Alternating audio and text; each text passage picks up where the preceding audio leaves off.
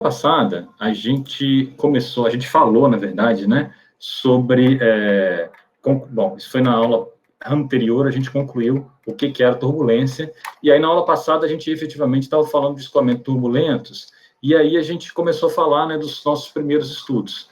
E aí a gente comentou sobre Bucinski, Reynolds e Prandtl. Bucinski, na verdade,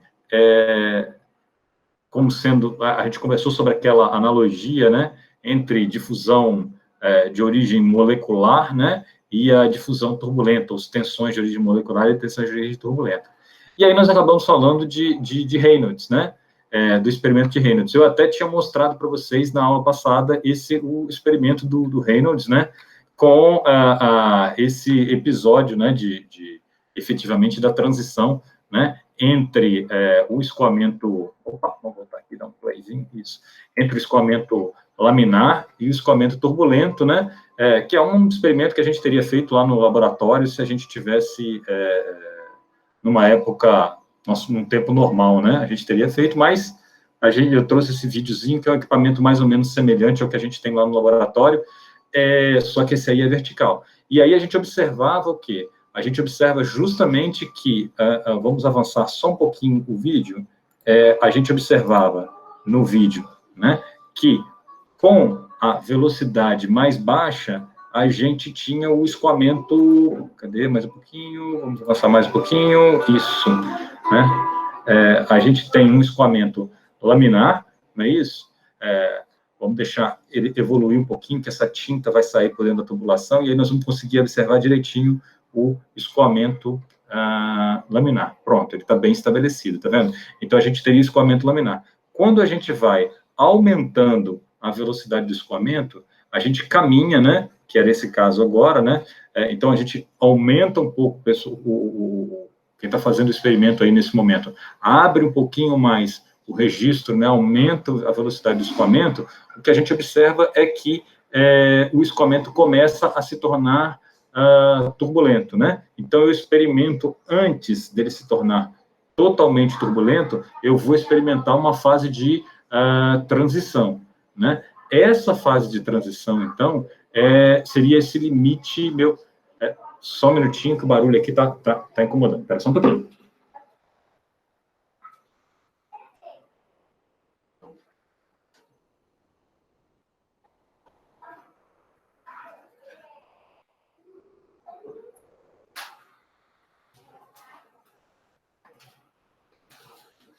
Voltando aqui, né? Criança muito participativa na aula, fala muito, né? E ele está falando mais alto do que eu aqui dentro de casa. Mas, bom, voltando aqui. Então, se a gente volta um pouquinho no escoamento, a gente consegue observar que ele, para baixos valores de velocidade, ele é um escoamento laminar. E aí, quando a gente vai aumentando a velocidade do escoamento, a gente começa a observar que esse escoamento vai se tornando turbulento, não é isso? E a ideia principal aqui do escoamento, peraí, deixa eu só mudar um pouquinho para cá e colocar uma telinha em branco para a gente. Isso.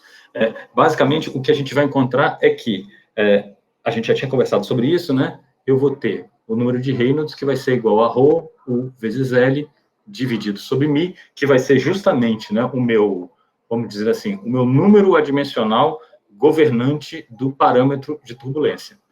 Opa. Então, no experimento do Reynolds, o que ele observou foi, ele tinha lá o seu escoamento dentro do tubo, né? Opa, não sei por que ele fez isso, voltando aqui, apaga. A gente tinha lá o escoamento dentro do tubo, e no tubo eu teria... A caneta não está gostando muito dos meus comandos agora, não. Deixa eu só descartar e vamos fazer de novo. Espera aí, voltar para cá. De novo, vamos lá. Vamos escrever de novo. Eu acho que eu estou com algum tilt aqui na apresentação. Vamos de novo. Aqui. Botar caneta. Vamos tentar novamente. Começamos de novo. Ou sobre mim. No escoamento turbulento, né, que do experimento de Reynolds eu tinha lá o meu tubo, né, e aí dentro de tubos, normalmente a minha dimensão característica, ela é o diâmetro, certo? Então, esse cara aqui é o diâmetro. Bom, ρ é a densidade do fluido, μ é a viscosidade. Então, o que acontece no nosso escoamento, basicamente, vamos usar uma tintazinha azul, né? Quando eu tenho, aí a minha tinta, ela é injetada num pontinho aqui, né? Quando eu tenho um escoamento laminar, o que a gente observava é que a tinta caminhava em linha reta, como se fosse uma camada dentro desse tubo. E aí, o que a gente vai observar aqui, nesse caso, era que quanto mais eu aumentava o valor de U, né, que era o caso no experimento de Reynolds, eu abro mais aquele registro, então, com o aumento do valor de U, o número de Reynolds tende a aumentar, não é isso? Basicamente, o que eu estou fazendo é aumentando proporcionalmente, né, as forças de inércia em comparação com a minha força viscosa. Então, se vocês lembrarem daquilo que a gente conversou lá atrás, o que eu estou fazendo aqui agora é fazendo o seguinte: se aqui o número de Reynolds vai indicar para mim uma proporção entre forças de inércia e forças viscosas, sendo as forças de inércia aquelas que vão amplificar as minhas perturbações, né, e as forças viscosas aquelas que iriam dissipar as minhas perturbações, o que eu estou acontecendo, o que eu estou fazendo aqui eu estou diminuindo a capacidade do escoamento de reduzir, de amortecer as minhas perturbações, certo? E aí, na prática, o que acontece eu vou aumentando o número de Reynolds, e aí o que a gente observou para aquele escoamento lá em transição era que em algum momento eu tinha, ele ainda era laminar em grande parte, mas apareciam já algumas alterações ou alguns desvios em relação à laminaridade. Como se fossem lampejos, né? Lampejos de turbulência que eles vão aparecer e vão sumir. Esse tipo de comportamento, tá? É o que a gente chama de transição.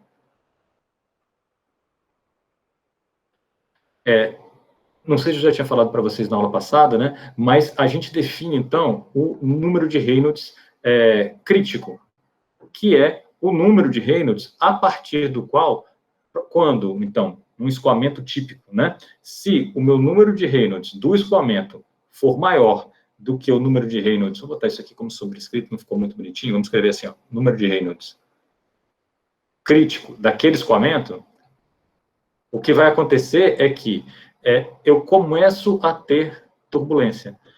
Mas o importante é a gente entender que a turbulência não é um fenômeno assim, on e off, né? O que vai acontecer é que, quanto mais eu me aproximo desse Reynolds crítico, eu começo a ter essa perda de capacidade de absorver as minhas perturbações. Então, de fato, eu tenho aqui minha transição, e aí eu posso chegar no meu estágio, vamos dizer assim, um estágio mais turbulento, onde a gente observava que o negócio ficava já bem balançado, bem bagunçado, e aí você nem conseguia mais identificar a tinta, né? Na verdade, ela ficava totalmente dispersa mais aqui para frente, né? Então, o que eu digo, o que a gente tem como regra é o seguinte: se o número de Reynolds for menor do que o número de Reynolds crítico, eu tenho um escoamento laminar. Se o número de Reynolds, por outro lado, for maior, tá, do que o número de Reynolds crítico, eu tenho a tendência de ter um escoamento turbulento. De fato, então, o que a gente observa é que eu tenho aqui no meio uma região onde acontece esse fenômeno de transição, tá? Esse valor do número de Reynolds, tá, crítico, ele vai variar para cada tipo de escoamento. Então, para alguns escoamentos, eu vou ter um número de... número vai ser 1.000, para outros escoamentos 10.000. De maneira geral, varia bastante, né? Conforme a geometria. Por que varia bastante conforme a geometria? Bom, vamos imaginar aqui ainda dentro desse nosso tubo, tá? Eu pensei aqui no tubo, né? Aí eu tenho um escoamento onde eu injeto a minha tinta ali do mesmo jeito, pelo mesmo ponto, tá? e aí ela vai se mover ao longo da direção principal do escoamento. Agora, vamos pensar o mesmo problema, tá? Só que eu vou introduzir um requinte aqui, eu vou colocar no meio do meu canal, eu coloquei um cubo, tá? De maneira que, provavelmente, o escoamento ele se comportaria da mesma forma, né? Então, se ele está laminar, ele vai vir aqui, a tinta vem para cá, ele vai dar a volta em torno e vai embora, né? Só que agora, percebe que o escoamento muda de maneira bastante significativa. Eu tenho muito mais fontes de perturbação aqui.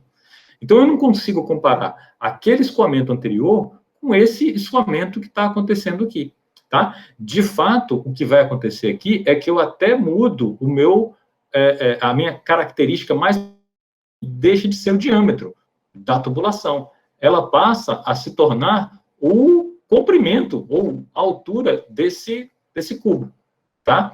Então, cada escoamento ele vai ser diferente, principalmente por conta das perturbações que o escoamento pode estar sujeito.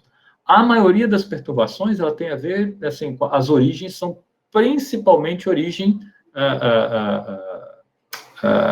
geométrica, mas eu posso ter outras, por exemplo, na atmosfera, a gente tem perturbação de montanhas, por exemplo, ou de árvores, que seriam elementos de rugosidade. Sim, temos, mas a gente também tem outro tipo de perturbação, como, por exemplo, o aquecimento solar de uma superfície, onde você vai entender o que o ar quente tende a subir, enquanto o ar frio tende a descer. Isso pode se tornar uma fonte de perturbação, uma fonte de turbulência. Então, as fontes de turbulência, elas são as mais variadas possíveis. E a gente vai discutir isso um pouquinho mais lá na frente. Então, esse número de Reynolds, ele vai variar de maneira bastante significativa, mas ele varia principalmente em função da característica geométrica do problema. Por quê? O ponto todo aqui é até que ponto, né, a minha viscosidade é capaz de absorver as perturbações que, porventura, vão surgir no nosso escoamento, né? Então, você nota que dentro de turbulência, o parâmetro mais conhecido e mais utilizado é o número de Reynolds, né? Ele é bastante importante justamente por causa disso. Porque ele vai na base, efetivamente, do cerne da turbulência, né? Que é essa relação, esse balanço entre a inércia do escoamento, né, as flutuações que vão surgir aí por conta dele, e a capacidade da viscosidade, né, de dissipar esses movimentos. Quanto mais eu aumento a viscosidade do fluido, maior a minha capacidade de dissipação. E, analogamente, se eu aumentar ali o denominador, né, se eu aumentar a minha velocidade, eu também vou aumentar a minha inércia, e aí eu posso ter mais perturbação. Bom, deixa eu só voltar aqui para a nossa transparência. Então, a gente estava aqui falando do experimento do Reynolds, né?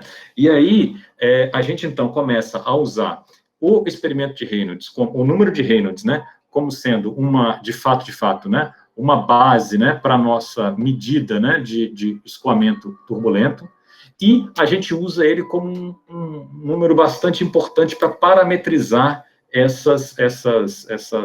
as grandezas turbulentas.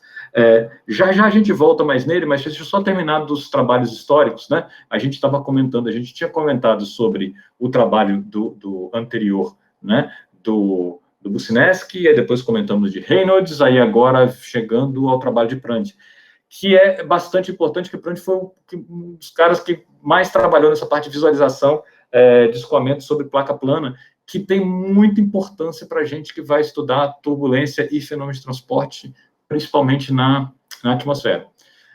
Antes de falar um pouquinho sobre a turbulência, no escoamento sobre placa plana, né, no escoamento, eu vou falar um pouquinho sobre camada limite, para vocês entenderem direitinho o que a gente está comentando.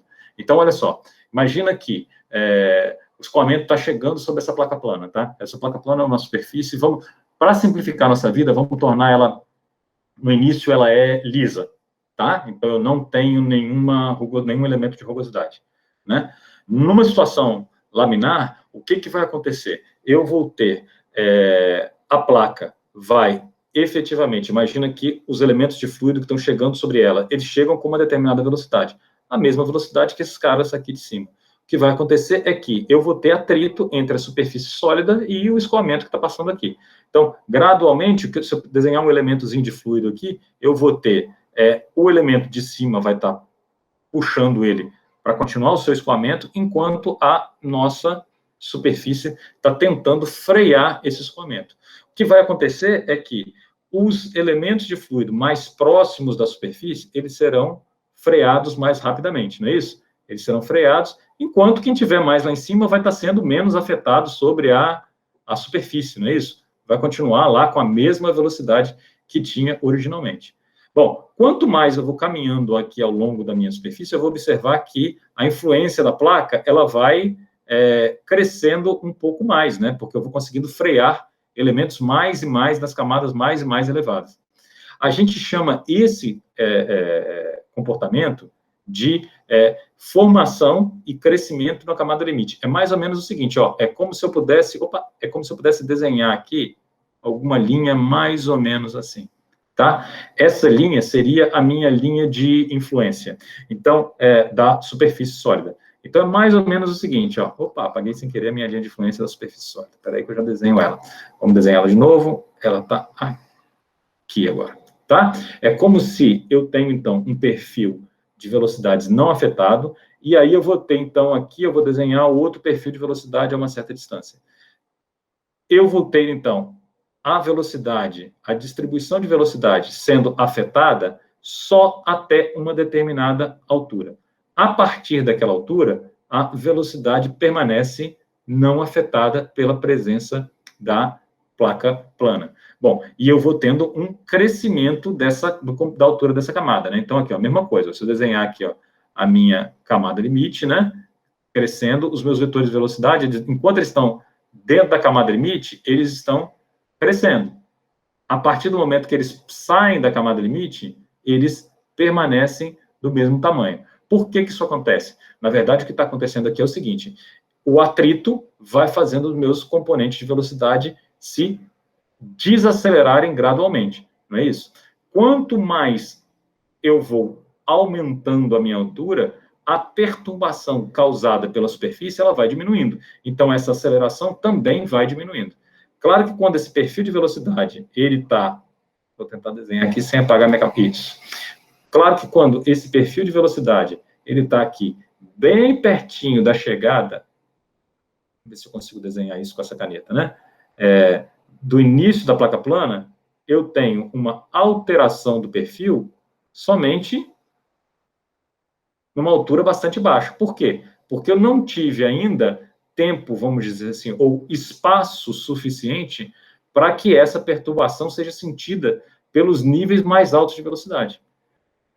Essa linha aqui, que eu chamo de camada limite, tá? Ela é definida, então, como o ponto, a partir dela, eu vou chamar aqui de U infinito, a minha velocidade lá no infinito, a minha velocidade não afetada, tá bom?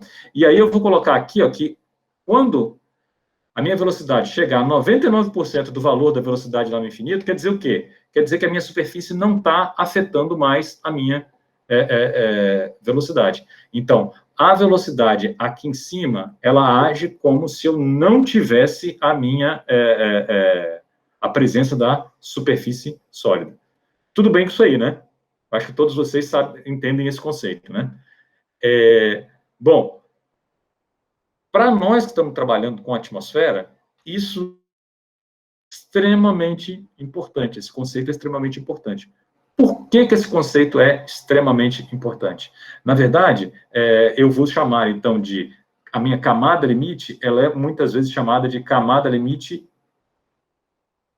planetária, tá? Por quê? Porque aqui eu tenho a minha superfície da Terra. E aí, esse probleminha aqui, esse desenvolvimento, né, que a gente está vendo aqui da camada limite, não funciona bem assim, né? Porque não tem uma região onde não tem a superfície, certo? Esse conceito de desenvolvimento da camada limite, ele normalmente acontece o quê? quando eu troco a superfície, por exemplo, se vem um ar, o ar está vindo do mar, aqui está o mar, né? E aqui é a superfície da Terra. Então, eu posso ter um desenvolvimento da camada limite nesse ponto, tá? Onde eu vou ter uma menor tensão de cisalhamento sobre o mar e uma maior tensão de cisalhamento sobre o planeta Terra. Mas, de maneira geral, o que acontece é que, mesmo seja na superfície sólida ou seja aqui no mar, eu vou ter uma altura até a qual a minha superfície vai afetar o escoamento, certo? De maneira geral, o que a gente coloca para a atmosfera é mais ou menos o seguinte, ó, você tem aqui a sua superfície, está aqui, né? A sua atmosfera, ela se estende até lá em cima, mais de 100 quilômetros. Só que a superfície, ela não influencia as camadas superiores da atmosfera. Ela vai influenciar somente as camadas mais baixas da atmosfera, tá? Para estudos de poluição do ar, de maneira geral, a gente considera somente o que acontece na troposfera. Vamos desenhar a troposfera aqui, tá?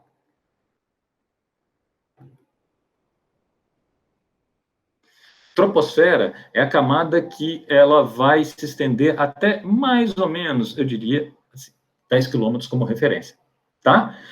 Acima dessa altura de 10 quilômetros, vem as outras camadas, troposfera, termosfera, lá no curso de dispersão de poluentes na atmosfera e lá em recursos atmosféricos, vocês vão ver isso com mais detalhe. Mas essa área, essa região, a troposfera, como o nome está dizendo, né? Você tem, por exemplo, efeitos antropogênicos, você tem os efeitos, você tem os estudos antropológicos. Na verdade, o tropo significa, está relacionado ao homem, à humanidade. É a região onde a gente vive, né? Mas mesmo nessa troposfera, o que a gente observa é que nem sempre, que os efeitos, a maioria dos efeitos que acontecem na superfície, eles não conseguem chegar até aqui em cima. Eles não chegam até nem esses 10 quilômetros. De maneira geral, a gente tem uma camada limite que ela vai ficar meio fora de escala se eu desenhar ela aqui. Bom, vou desenhar ela aqui mesmo, tá? Ela está aqui. Tá? A camada limite planetária, que ela normalmente, tá? Ela vai estar entre 1 e 2 quilômetros. Esse é o nosso teto da camada limite planetária. Então, normalmente, os processos que acontecem na superfície, eles serão capazes de afetar essa camada limite planetária. E aí, quando a gente vai falar lá daquele número de Reynolds, né, a gente começa a pensar em número de Reynolds, a gente olha para isso aqui, a gente vê, opa, isso aqui é um escoamento sobre placa plana, né? E quando a gente pensa em tentar calcular o nosso número de Reynolds aqui do nosso escoamento, a gente vai fazer uma continha mais ou menos assim, ó, Reynolds é igual a ρ u L sobre μ.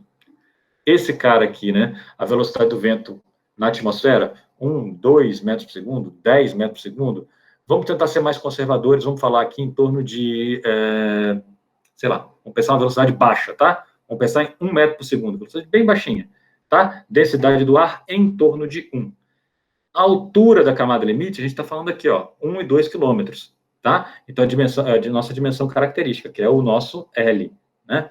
Vamos ser mais conservadores e vamos falar aqui que a gente está falando de, então, 1.000 metros, né? Então, vezes 1.000, tá? Dividido pela viscosidade do ar, que, se não me engano, está em torno de 10 a menos 4.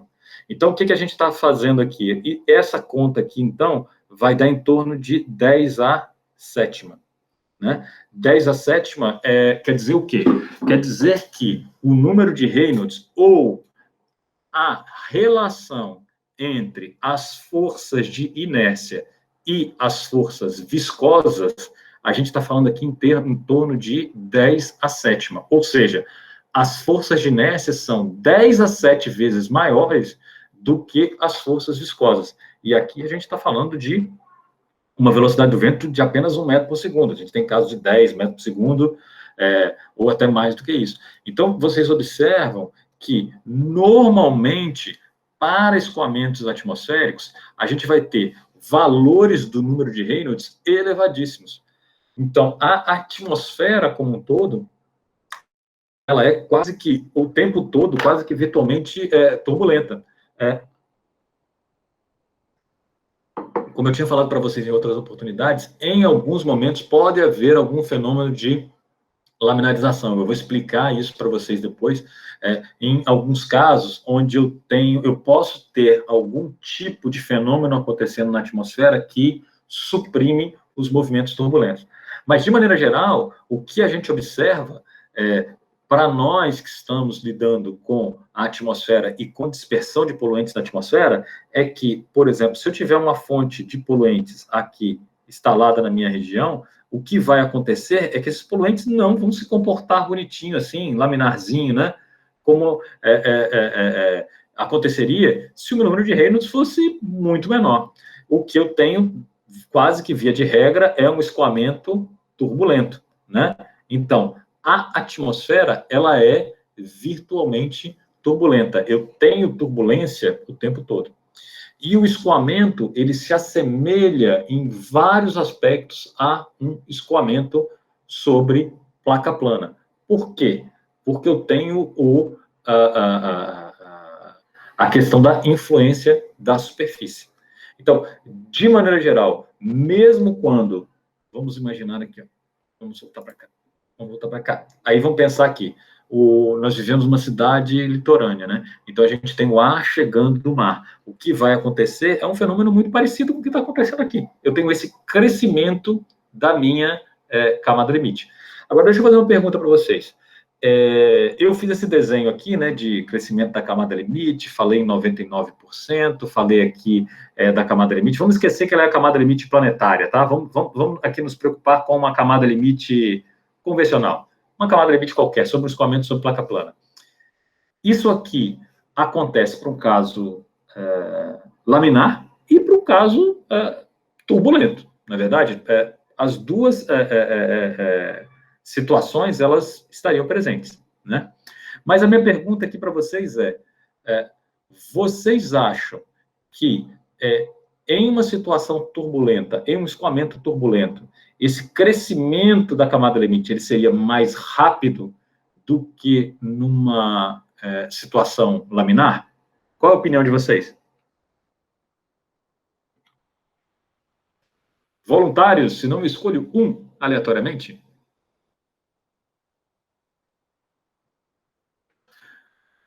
Vamos lá, Karina. O que você acha?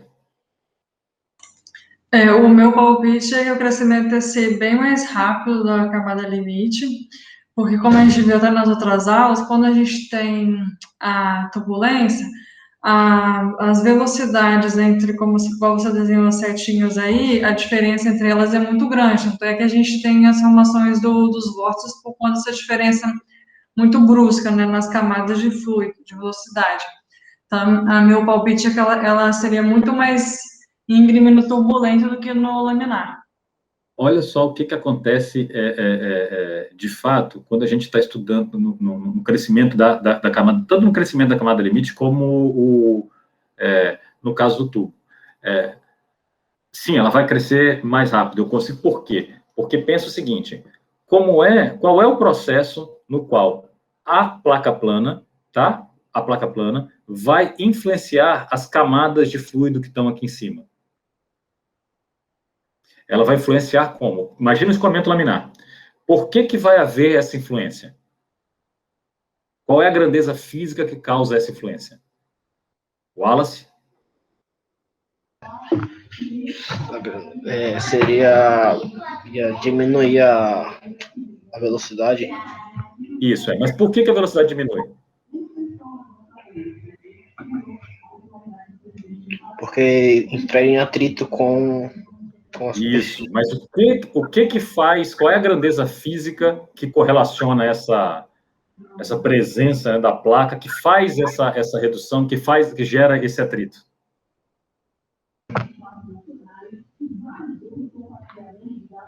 Imagina um escoamento mais viscoso e um menos viscoso. Quanto mais viscoso o escoamento for, maior vai ser esse atrito. Então, a viscosidade passa a ser a grandeza que é responsável por vamos dizer assim, por esse freio, né? Então, é como se a viscosidade fosse levando, né, vamos dizer assim, essa desaceleração para as camadas cada vez mais elevadas, tá? Então, essa viscosidade, ela vai difundir para as camadas superiores esse déficit ou essa desaceleração de movimento. Em um processo turbulento, o que vai acontecer é o seguinte, é que esse cara aqui, ó, tá? Ele tende, essa desaceleração, né? Essa diferença que está aqui de velocidade, né? Ela vai né, ser transportada para as camadas mais superiores. Como? Ela vai ser transportada pelo, não agora molecularmente, né? Com aquele comprimento médio, pelo aquele salto lá que acontece com os processos moleculares, mas agora com o comprimento, esse salto da turbulência.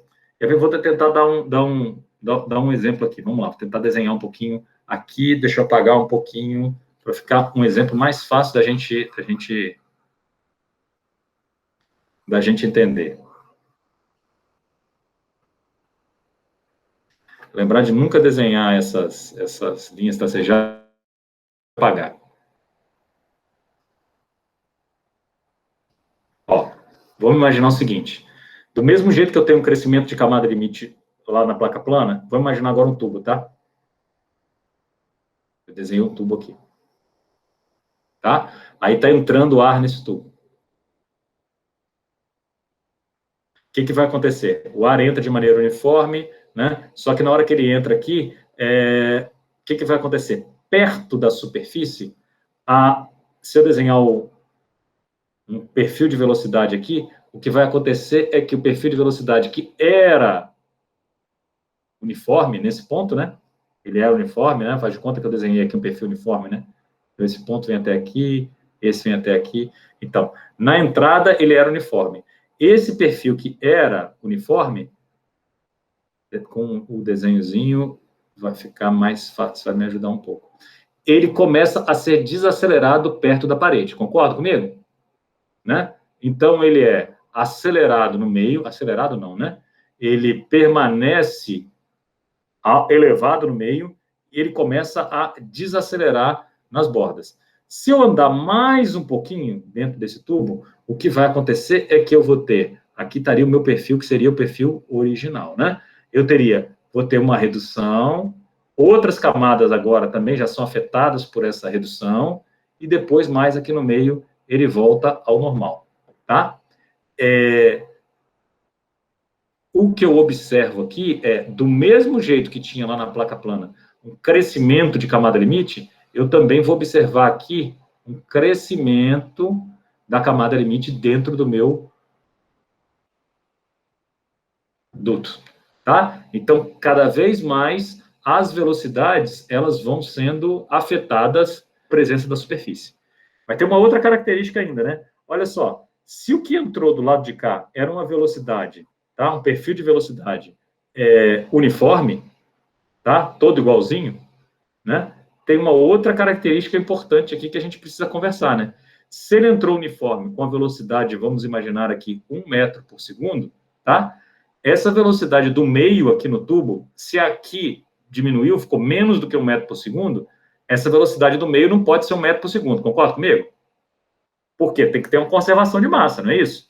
Se eu tinha 1 metro por segundo passando em toda essa área aqui, agora eu sei que essa área aqui está passando uma velocidade menor do que 1 metro por segundo, o que vai ter que acontecer é que o cara aqui do meio, né, os componentes de velocidade do meio, eles vão ter que aumentar. Eles vão ter que aumentar a sua velocidade. Então, se eu chegar aqui, ó, lá na frente, tá? Depois que houve o desenvolvimento todo da camada limite, eu vou desenhar aqui esse cara. Eu vou obter um perfil de velocidade que é mais ou menos assim. Opa, de novo, apertei o botão que eu não devia. Eu vou ter um perfil de velocidade que é mais ou menos assim, onde eu vou ter velocidades menores próximas à superfície sólida e velocidades maiores no meio. Primeira pergunta para vocês é, qual é o valor dessa velocidade? Vocês sabem? A velocidade no meio do tubo, qual é o valor dela? Tinha que lembrar lá da graduação. Então, pergunta número 1 para vocês trazerem para mim na próxima aula. Tá bom? Quantas vezes eu vou aumentar a velocidade aqui na linha de centro do tubo? Tá? Então, vamos imaginar que essa velocidade, que eu não sei quanto é, vocês vão descobrir, né? Essa Vmax aqui no centro, né? Então, ela aumentou. Ela aumentou por quê? Porque eu tive esse crescimento da camada limite nas paredes do tubo. Agora, vamos imaginar. Eu desenhei um perfil, que é um perfil laminar. Se eu desenhar um perfil turbulento aqui, tá? Vou tentar desenhar um perfil turbulento. Eu vou dar duas opções para vocês. Opa, de novo. Eu vou dar duas opções para vocês. O perfil turbulento é um perfil mais assim.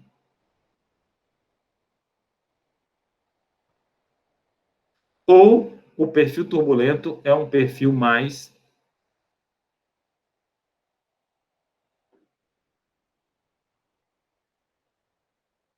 assim. O que vocês acham?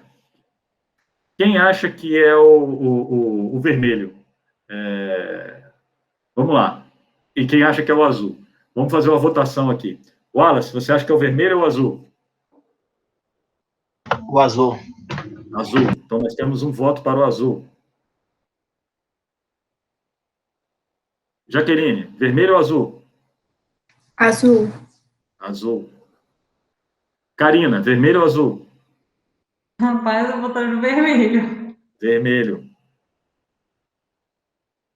Um voto para o vermelho. Otávio, vermelho ou azul? Vermelho. Vermelho também. Cara, essa disputa está cerrada, hein? Renata, vermelho ou azul?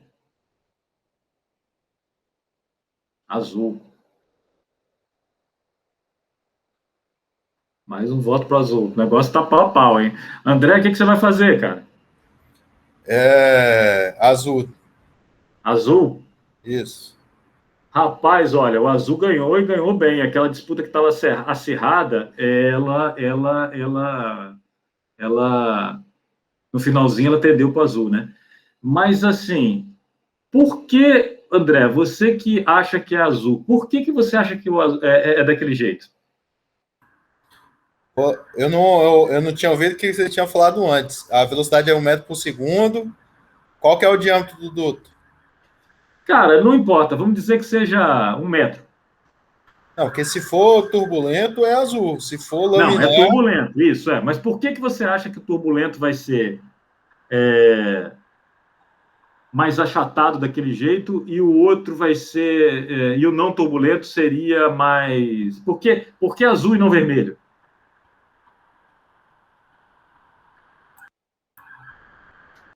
Assim, ó, nessa região aqui eu estou assumindo que é turbulento, tá? É turbulento. Mas por que azul e não vermelho? Por que o perfil de velocidade tem essa cara e não vermelho? Gente, a galera do Bloco Azul pode ajudar o André, tá? Não estou jogando o André no fogo aqui, não. Porque a gente sabe que é o azul por causa de que aprendeu que é assim. Agora, por quê? A gente pode ter uma ideia. Vai lá, pode chutar, cara. Porque, por exemplo, apesar de que existem, no caso do perfil turbulento, a gente vai ter uma variação de cada ponto ali da velocidade média. Só que, por exemplo, nessa variação, a velocidade máxima pode até chegar ali no perfil vermelho, só que na média, no tempo, essa dissipação toda de energia e dos vórtices turbulentos, ele vai trazer a média para a curva azul. A gente está falando aqui do escoamento médio, né? Quem mais que votou no azul? Foi a Jaqueline. Jaqueline, pode dar alguma dica aí? Olha... Por que você votou no azul? Porque, assim, ó, o André enrolou ali, mas ele deu a desculpa certa. Ele falou assim, é assim porque... O André fez engenharia mecânica, né, André? Isso. Pois é. Lá no livro texto, lá está dizendo que o escoamento dentro de um tubo, lá quando é turbulento, ele é mais achatado assim. Beleza, tá bom. Já foi no caminho. Então, a gente já sabe que o pessoal do vermelho votou no errado. Então, tá. Então, ele é isso. Mas por que ele é isso? A gente pode fazer diferente. Eu pode fazer vou... fala. Pode falar. Não. Vai lá. Quero ouvir sua opinião. Assim, porque eu acho que o escoamento laminar, ele segue um perfil mais, assim, mais certinho, assim, seria, no caso, se fosse na sua definição, seria aquele escoamento em lâminas. Então, ali, aí o perfil em vermelho, né, ele faz esse escoamento em lâminas, que seria e teria, né, a transferência a influência, né, da transferência da influência da viscosidade em cada camada ali desse perfil de velocidade. E já no azul, que seria para turbulento, como há muita mistura ali, há uma aleatoriedade no escoamento ali, há vórtices e tudo mais, eu acho que ele não teria esse perfil certinho, assim, parabólico, certinho, com essa É mais ou velocidade. menos isso, é mais ou menos por aí. Lembra quando eu falei das características do escoamento turbulento, que uma das principais características dela é a característica difusiva do escoamento, né? Então, esses vórtices, eles vão tender a misturar mais. Essa característica de mistura, ela vale, e aí a gente não fala muito mistura, a gente fala de transporte, tá? E aí, essa característica de transporte, ela vai contribuir para homogeneizar um pouco mais todas as variáveis, inclusive a quantidade de movimento, tá? Então, o que acontece é que eu vou ter vórtices presentes aqui, ali, e onde eu vou fazer o quê? Eu vou como que misturar ou transferir a quantidade de movimento que estaria presente em cada uma das camadas, eu vou tentar transferir para as camadas seguintes. Então, eu tenho uma região muito mais misturada do que no escoamento laminar. No escoamento laminar, eu de fato tenho essa movimentação em lâminas, faz sentido isso que você está falando, e a viscosidade é o elemento, é a grandeza que é responsável por, imagina um elemento de fluido aqui, por transferir o atrito aqui do lado de cá freando com o atrito do lado de lá acelerando. Então, eu vou transferindo a minha desaceleração, a minha tensão, camada a camada, para as camadas de dentro do fluido, tá? Aqui, essa transferência, ela vai acabar sendo muito mais intensa. E aí, essa transferência de quantidade de movimento, no caso, essa transferência de tensão de cisalhamento ou de tensão de atrito lá das camadas inferiores mais para cima, ela acaba sendo muito mais eficiente. E aí vem o mesmo raciocínio, a gente pode trazer lá para a nossa... Cadê? Vou voltar aqui. Não consegui. Vamos lá. Descartar. Vamos voltar aqui para o nosso desenhozinho da camada plana. Onde é que ele estava? Aqui. E aí, essa mesma característica, ela vai estar presente aqui no nosso escoamento na superfície plana. O que a gente vai observar, na verdade, é o quê? Que o perfil turbulento dentro de uma camada limite, ele vai ser muito mais caracterizado por essa transferência mais intensa de velocidades. É como se fosse mais ou menos assim, ó. Eu começo meu escoamento, eu vou freando o escoamento, então ele vai crescendo aqui. Opa!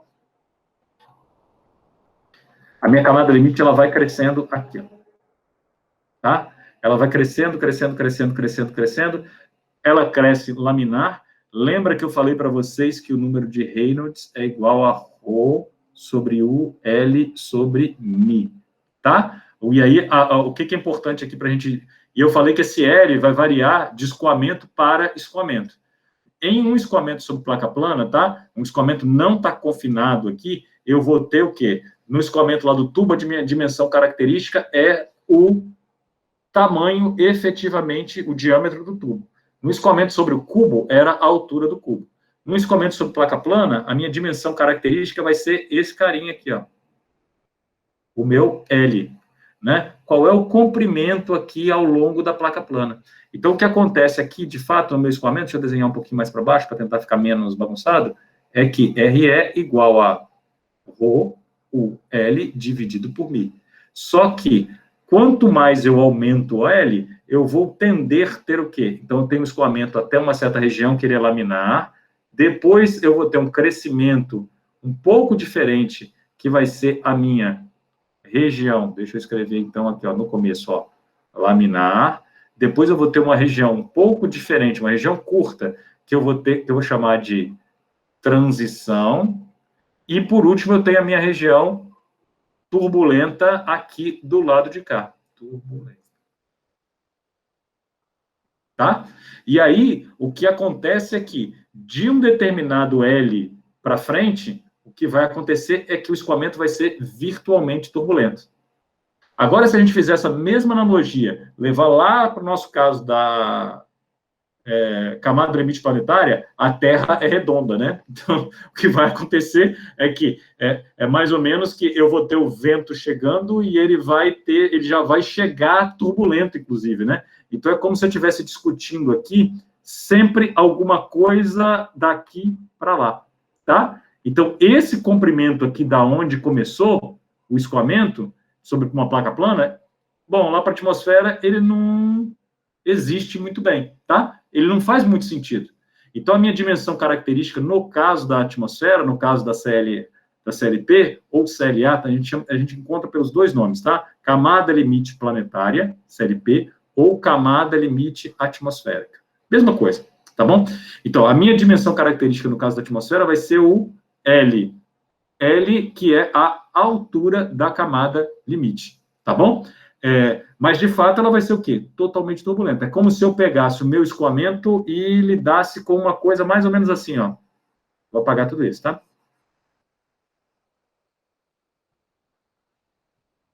Estou eu com as minhas linhas tracejadas, que depois são difíceis de apagar. É como se eu tivesse mais ou menos isso aqui, ó. Começou a laminar, teve a transição. Opa! Começou a laminar, teve a minha transição por turbulento, agora ela vai crescendo, turbulento, turbulento, turbulento, e por aí vai.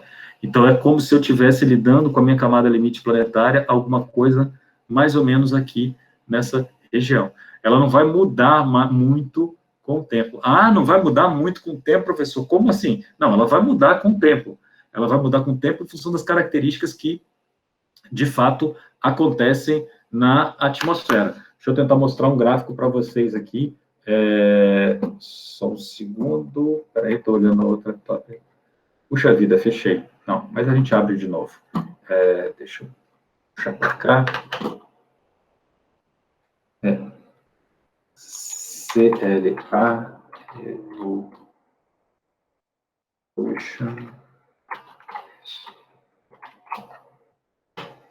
Esse grafiquinho aqui eu queria mostrar para vocês, ó. Vamos abrir esse cara.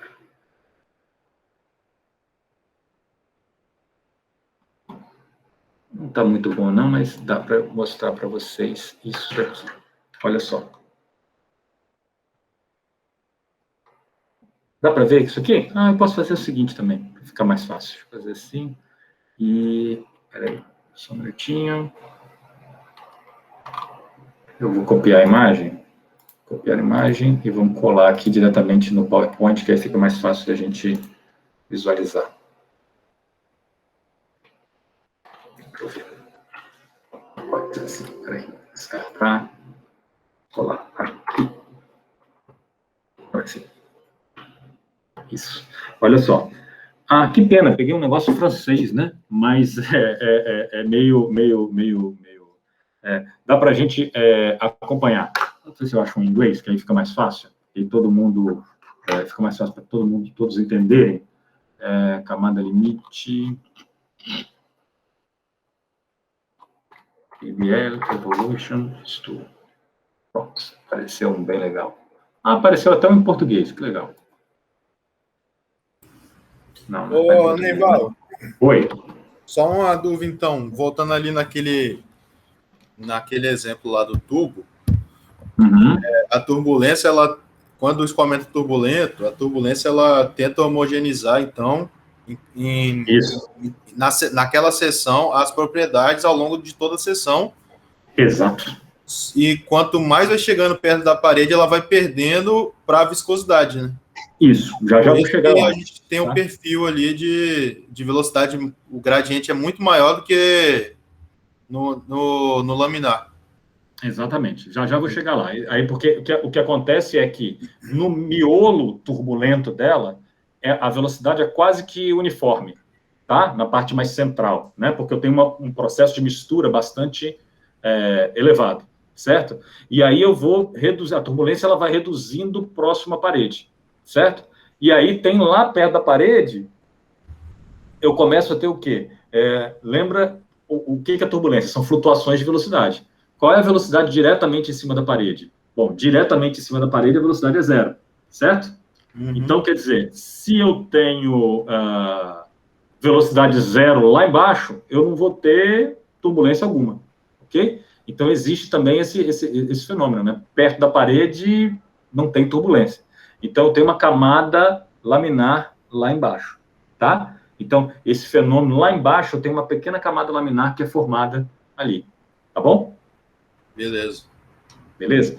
Olha só, deixa eu só voltar aqui ao nosso caso da nossa camada limite planetária. Então, lembra que eu falei lá em cima, né? Ó, peguei esse desenho aqui. Esse desenho tem lá no livro do Stuhl, tá? É um desenho bem... Esse aqui está adaptado, você viu que eu peguei na internet, né? Mas aqui dá para a gente observar direitinho, ó. Eu tenho aqui, ó, mais ou menos a minha altura da camada limite está aqui, né? Ó, tá vendo? Entre 1.000 e 2.000 metros, né?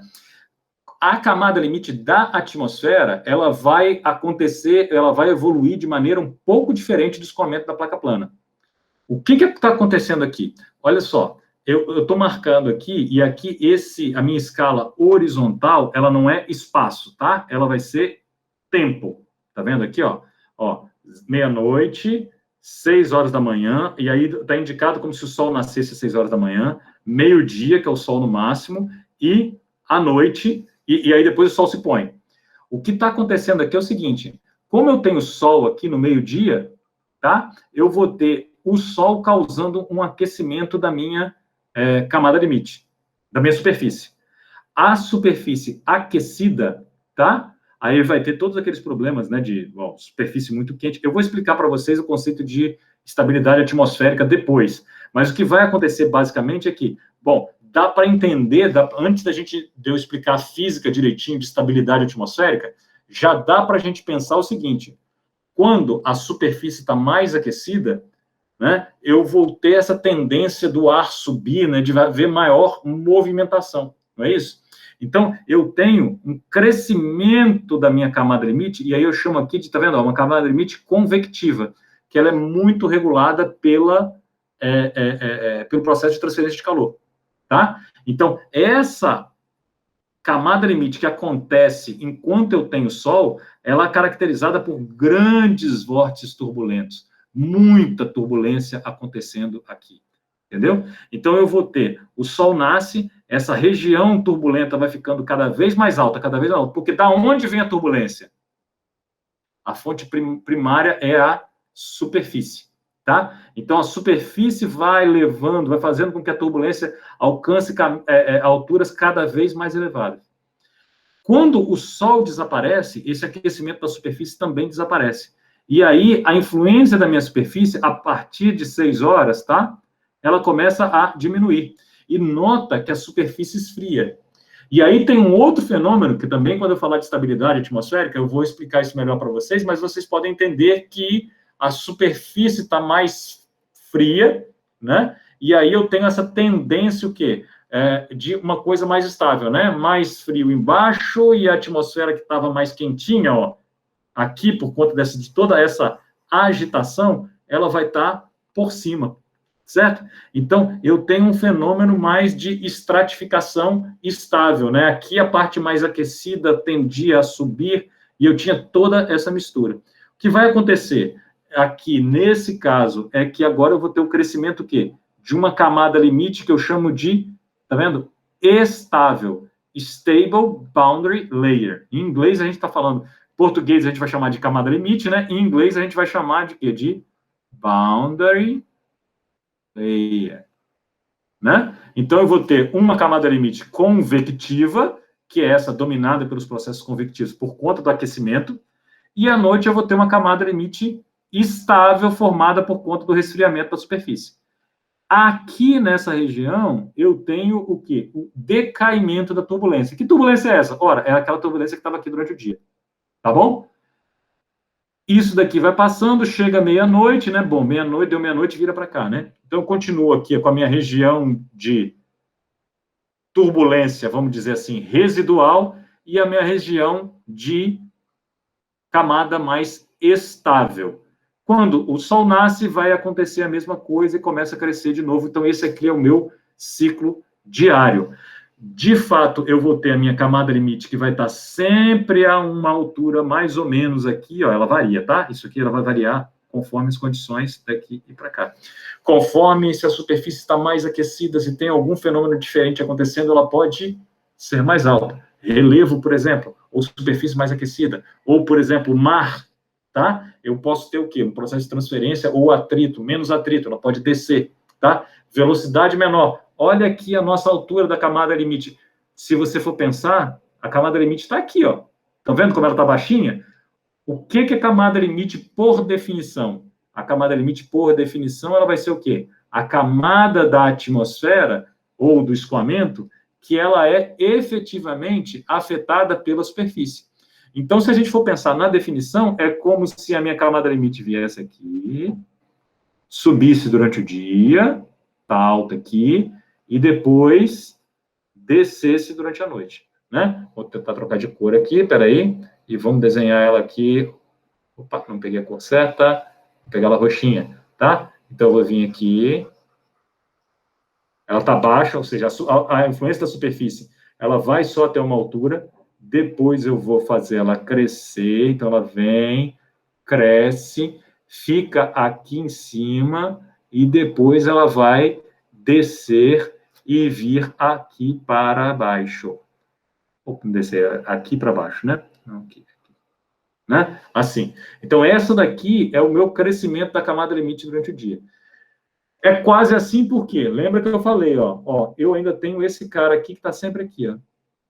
Por quê? Porque mesmo quando esse cara aqui decaiu, a influência da superfície decaiu, eu ainda tenho toda essa área aqui, ó, repleta de quê? De turbulência residual. Então, quando os meus processos turbulentos aqui embaixo, aqueles vórtices gerados aqui, eles vão aumentar a mistura, tá? Eles vão tornar os processos de transporte mais eficientes. Eles vão transportar os vórtices mais para cima. E aí o que vai acontecer é que eu vou ter uma altura de influência maior.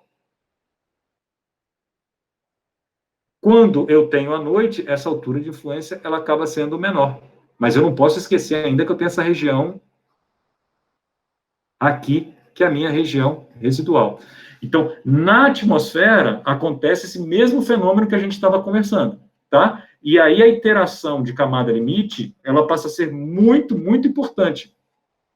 Porque eu tenho crescimento, na verdade, a dinâmica da atmosfera, da região da troposfera, onde a gente estuda a maior parte da dispersão dos poluentes, ela acontece dentro da CLA, ela vai estar totalmente, né, atrelada a essa dinâmica da superfície. O que está acontecendo na superfície, certo?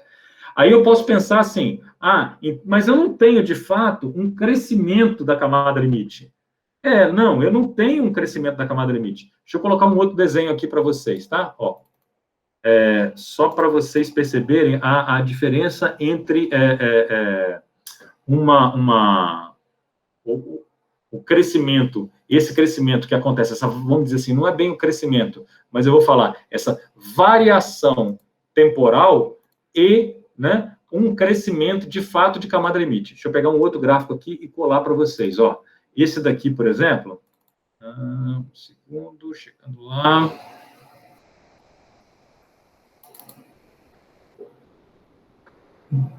Esse. Que é esse gráfico aqui, ó. Está demorando um pouquinho para abrir, um momento.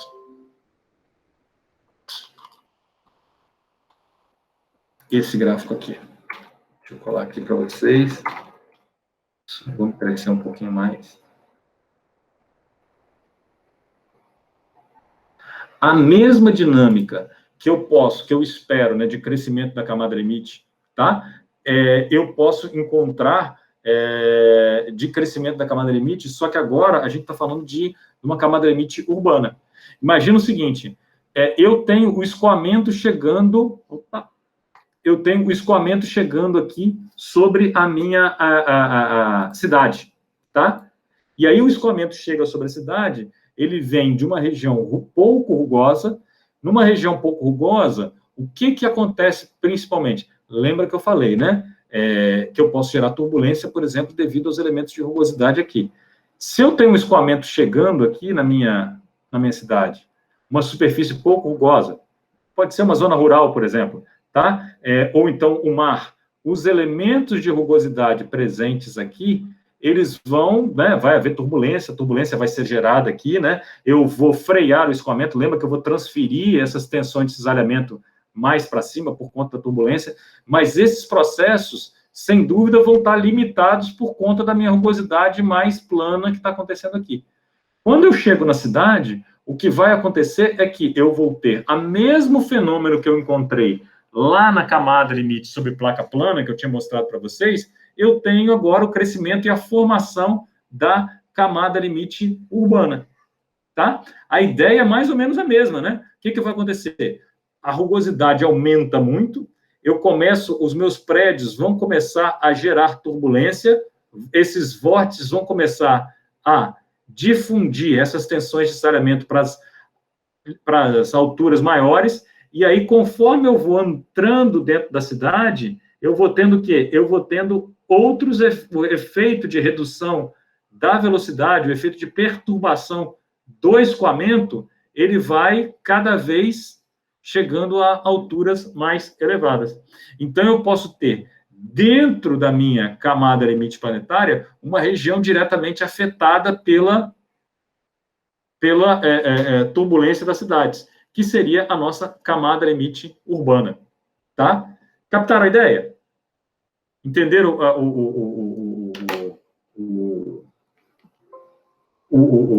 a ideia de crescimento da camada limite? Então, deixa eu só voltar aqui para a gente não perder o que eu acabei avançando um pouco mais até do que a gente... Opa, deixa eu só voltar para o slide certo. Um pouco mais até do que eu gostaria nesse assunto, então. Então, com esse tipo de escoamento sobre superfície plana, ele acaba sendo extremamente importante para a gente que vai estudar atmosfera, para a gente que vai estudar dispersão de poluentes em ambientes urbanos. E aí, seja de uma abordagem mais do povo da meteorologia, e aí que eles chamam essa área específica de estudo, né? Eles vão tratar mais em termos da micrometeorologia, ou seja, o pessoal mais da engenharia, que vai tratar isso mais na linha da camada limite, desenvolvimento de camada limite, os estudos, eles são bastante parecidos. Se você pegar um livro de meteorologia, você pegar um livro de engenharia, você vai ver que os termos são diferentes. Eles escrevem até as equações de maneira um pouco diferente, mas, na verdade, o conceito físico por trás de toda a ideia, ele está ali presente, né? Então, eu vou ter sempre esse conceito, né? E para a gente é bastante importante... esse conceito de camada limite, né? De crescimento da camada limite, eu vou ter uma camada limite laminar, eu vou ter uma camada limite, uma transição, e eu vou ter, de fato, a região totalmente turbulenta. Para a gente, essa evolução, ela pode ser, bom, como a gente tinha desenhado aqui, né? Que é uma placa plana, né? Eu estou pensando uma evolução ao longo do X, mas você podia desenhar também pensando naquela evolução temporal lá, que da camada limite sendo alterada durante o dia, tá?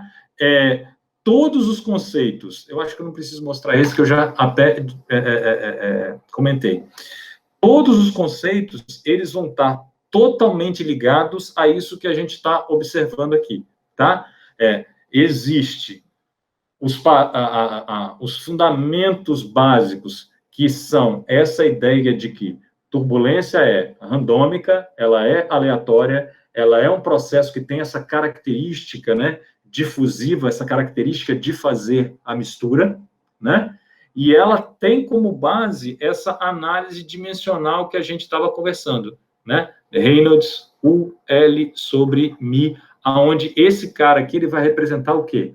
A relação entre forças, tá? Relação entre forças de inércia e forças viscosas. De fato, todo o escoamento turbulento, ele vai ser dominado por essa grande conversa aqui, que é a relação entre forças inércias e forças viscosas. Especificamente, para a atmosfera, nós vamos ver uma outra relação de forças, tá?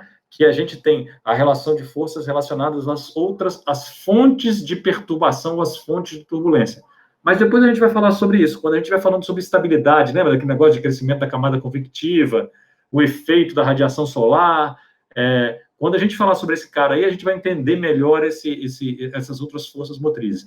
Mas, basicamente, o que eu gostaria de trazer para vocês seja um escoamento, e esse caso aqui é um escoamento livre, tá? Seja um escoamento sobre uma camada plana, uma superfície, uma placa plana, eu vou ter uma relação íntima entre esses dois tipos de força.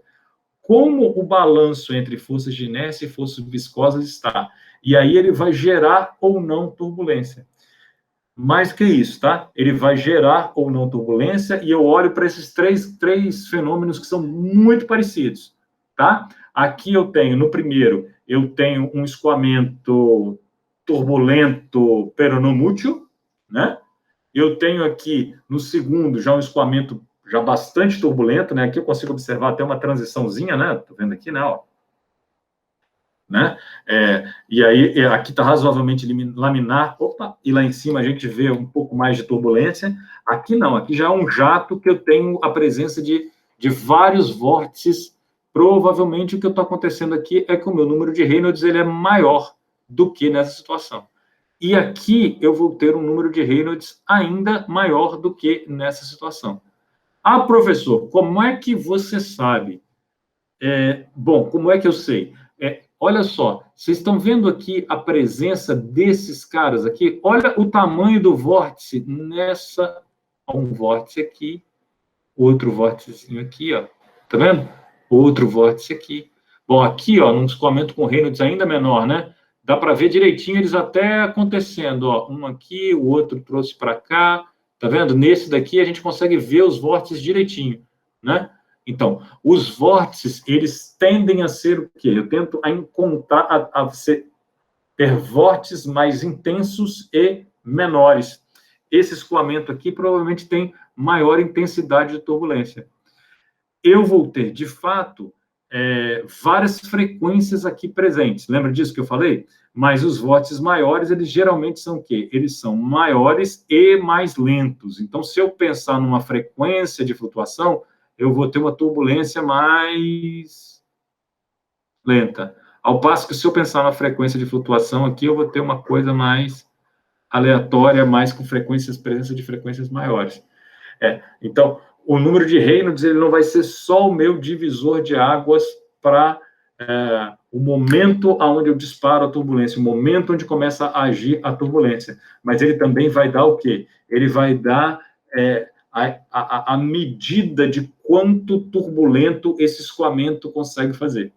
Ó, esse texto aqui eu escrevi para vocês só para vocês terem mais ou menos um sumário daquilo que a gente falou, né? O escoamento do fluido, então, ele vai estar sujeito aos diversos tipos de instabilidades e perturbações. Oscilações de pressão, gradiente de temperatura, rugosidade da superfície, irregularidades da geometria. Essas perturbações vão criar as oscilações no campo de velocidade. Mas a viscosidade, pensa nisso, o fluido, quanto mais grosso ele for, mais ele vai ser capaz de absorver ou dissipar essas oscilações. Então, o que vai acontecer? Se os efeitos viscosos eles forem suficientemente fortes, essas oscilações elas vão ser totalmente amortecidas e o escoamento vai ser laminar. Então, a ideia aqui é efeitos viscosos forem suficientemente fortes, né? Então, o escoamento vai ser laminar. Lembra do RE igual a ρ UL sobre Mi. Então, o termo de baixo, ele é predominante. Por outro lado, se os escoamentos não forem suficientemente fortes, né? Então, vamos lá, vamos desenhar. Ó, RE igual a ρ UL sobre Mi. Então, se esse cara não for suficientemente forte em comparação às forças inerciais, as instabilidades vão fazer o quê? Vão começar a crescer. E aí é aquilo que eu estava comentando, né, num desenhozinho para vocês, né? Se eu tenho velocidade e velocidade, duas camadas se deslocando. Se, por algum motivo, eu vou ter aqui agora, né? Eu vou pintar de outra cor aqui, tá? Eu tenho aqui, bom, aqui eu tenho uma partículazinha de fluido e aqui eu tenho outra partícula de fluido. Por algum motivo, essa instabilidade fez com que essa partícula se movesse para cá. Então, o que acontece? No próximo instante de tempo, é como se aquelas duas partículas que originalmente estavam alinhadas, agora eu vou ter o quê? Uma veio para cá. Não é isso? E aí o que vai acontecer é aquele movimento justamente de, rotação, né? Afinal de contas, se isso aqui saiu daqui, saiu de cá, eu posso ter duas formas de ocupar esse espaço aqui, né? Ou eu trago mais coisa daqui de cima, então é um vórtice rodando assim, ou um vórtice rodando assim, mas eu vou ter essa flutuação de velocidade, ela vai induzir a formação desses vórtices, né? Esses vórtices turbulentos. Então, se a minha viscosidade ela não é suficiente para absorver essas flutuações de velocidade, eu vou acabar tendo o quê? Eu vou acabar tendo esses movimentos aqui, ó. Dá para ver que o que está acontecendo aqui, ó, é como se tivesse, ó, duas camadas, um elemento de fluido, ele está o quê? Ele está girando. Ou diferente, porque senão fica tudo igual. Ó, ele está girando, né? Então, esse movimento rotacional, né, esse vórtice, ele vai ser justamente a característica principal da turbulência. Então, o nosso parâmetro governante aqui, efetivamente, vai ser o quê? O número de Reynolds, que ele vai dar, então, a nossa relação entre forças de inércia dividido por forças viscosas. Tudo bem? A ideia aqui era mostrar esse conceito. Vocês acham que vocês captaram bem essa ideia? Sim, né? Já repeti exaustivamente várias vezes, né? Acho que todo mundo captou, não é isso? Vou encarar o silêncio como um sim. Então, vamos lá. Se, então, eu... Oi?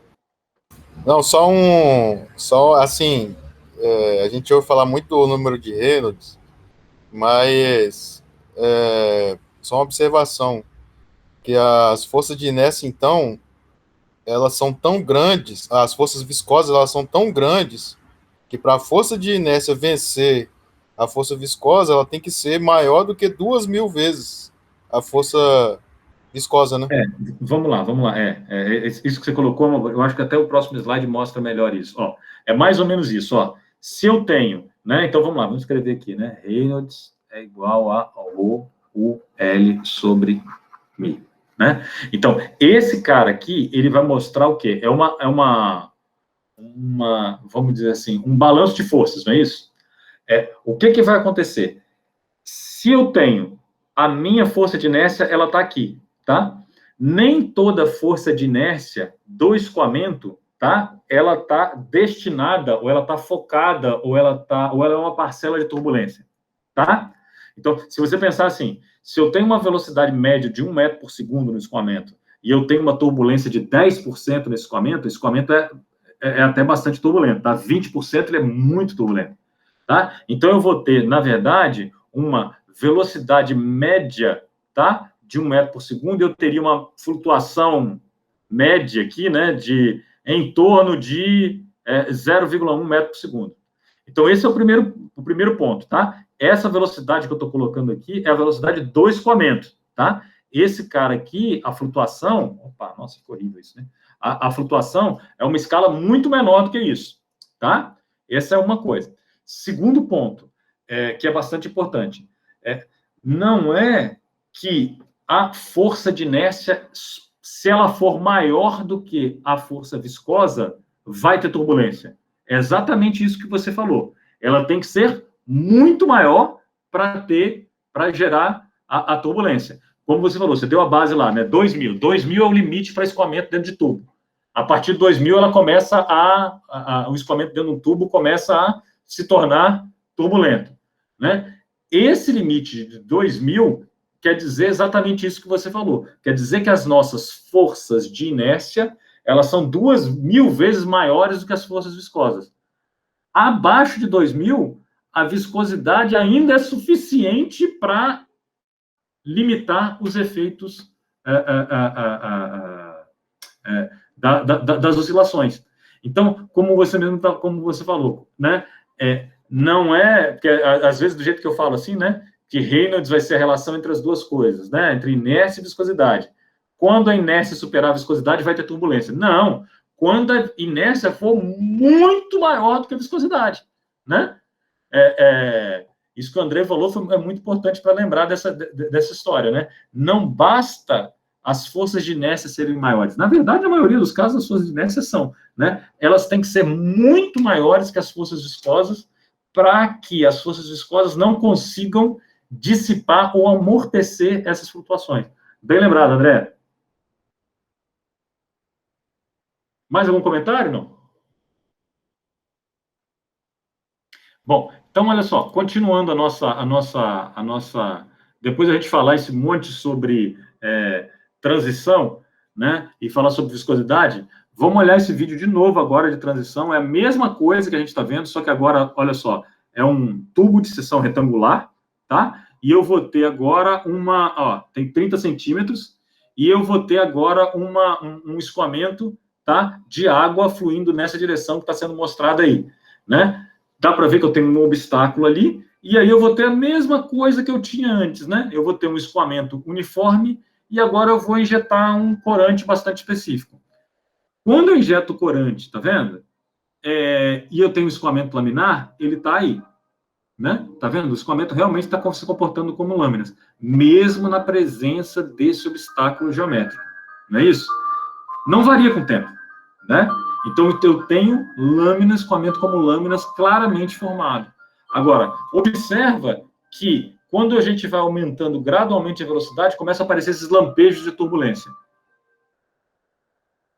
que tendem a se estabilizar, né? Mas está vendo que eles já estão aparecendo? Lembra do nosso escoamento que eu falei para você que ele pode ser laminar, porém ele pode ser transiente. A formação da nossa dos vórtices de von Karman, né? Frequência bastante específica, né? Tá vendo que eu consigo ainda ver frequência bastante específica? Eu consigo identificar. Sai um vórtice, depois sai o outro, depois sai o outro.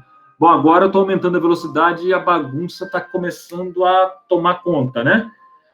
Se vocês observarem, a principal característica que a turbulência tem eu vou começar a ter vórtices de várias escalas e aí começou a bagunça, tá vendo? E essas várias escalas, agora eu já não consigo mais distinguir claramente aquela frequência. Estão lembrados de outro elemento que eu falei? Do efeito difusivo da turbulência. Aquela tinta que não estava lá muito misturada, olha como ela está bem mais misturada agora, né? Eu já começo a observar um escoamento bem misturado, né? Bom, pegaram a ideia, né? Vamos, então, andar mais um pouquinho. Bom, olha só. Aí eu tentei mostrar aqui o que é mais ou menos aquela mesma animação que estava ali, só que agora essa aqui eu tirei lá do livro de turbulência do Davidson, né?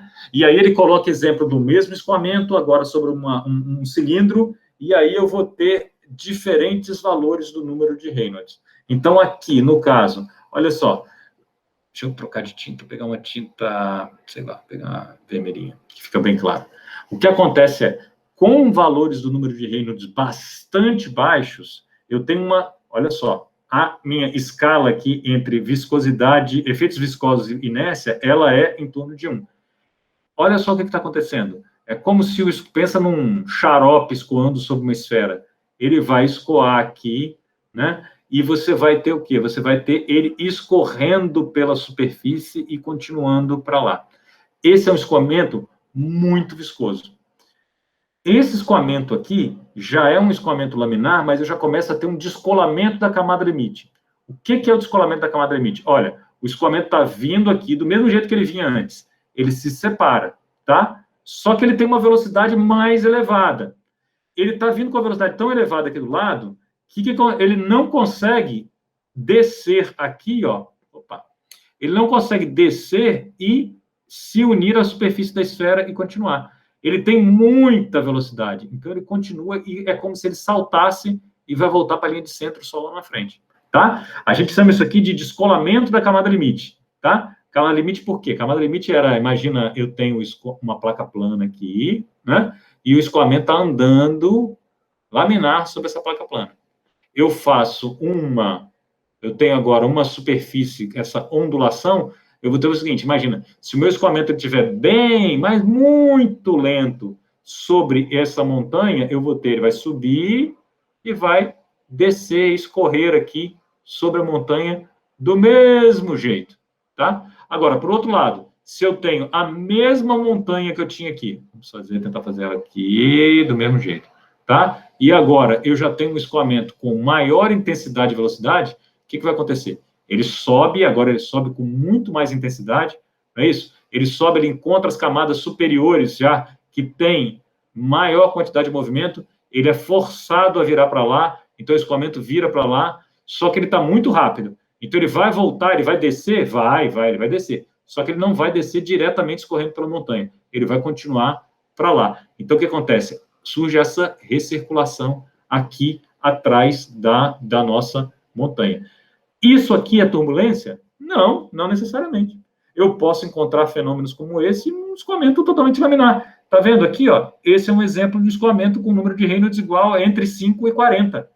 Então, é um fenômeno laminar. Então, eu tenho essa região de recirculação aqui atrás da minha esfera, como eu posso ter aqui nesse caso. Eu aumento um pouco mais o número de Reynolds, o que vai acontecer? Agora sim, eu começo a chegar naquele ponto onde o escoamento já começa a exibir aquelas características transientes. Já estou começando a chegar numa transição para a turbulência, né? Que ela já está acontecendo aqui, ó. Tá? Isso acontece quando? Olha só, no meu C aqui, eu estou com Reynolds, né? Entre 100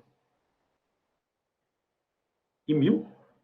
Né? Então, eu já começo o desprendimento desses vórtices, que é o que a gente viu no vídeo anterior, né? Quando eu chego aqui, agora eu já começo... Mas nota que aqui eu tenho uma característica ainda que foge da minha turbulência, não é isso? Eu tenho uma frequência só, que é uma... são desprendimentos dos vórtices, os vórtices de von Karman. E aí, eu consigo analiticamente determinar a frequência desses vórtices. Eles dependem do número de Reynolds.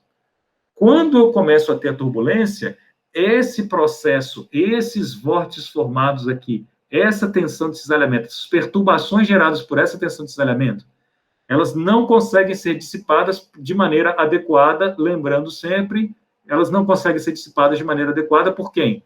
Pela minha viscosidade. E aí, começo a fazer o quê? Eu começo a ter a formação de outros pequenos vórtices.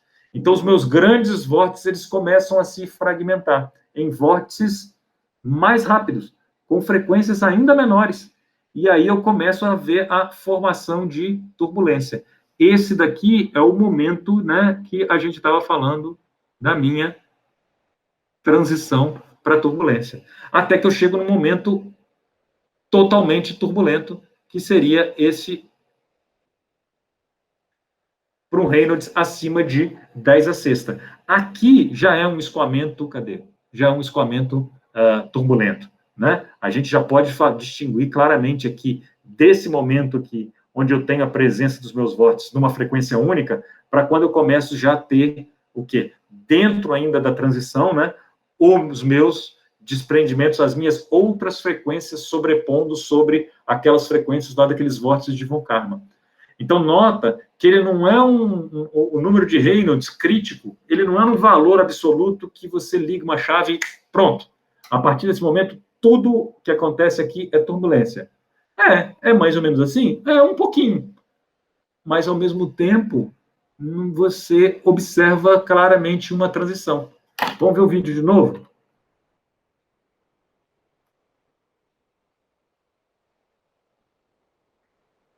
Vou ficar calado para vocês verem o vídeo. Depois dá uma entrada nesse site e analisa e olha com calma, né? E fica prestando atenção em cada coisa dessa que está acontecendo.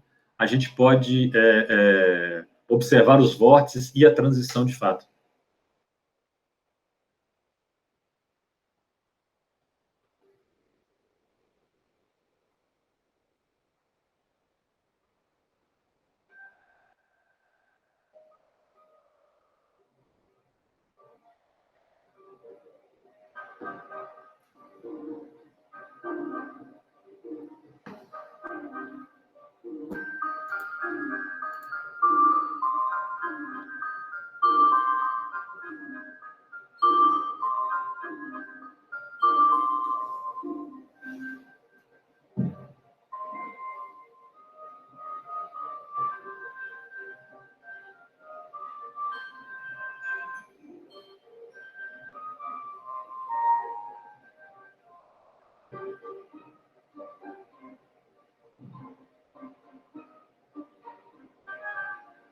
Essa é a transição.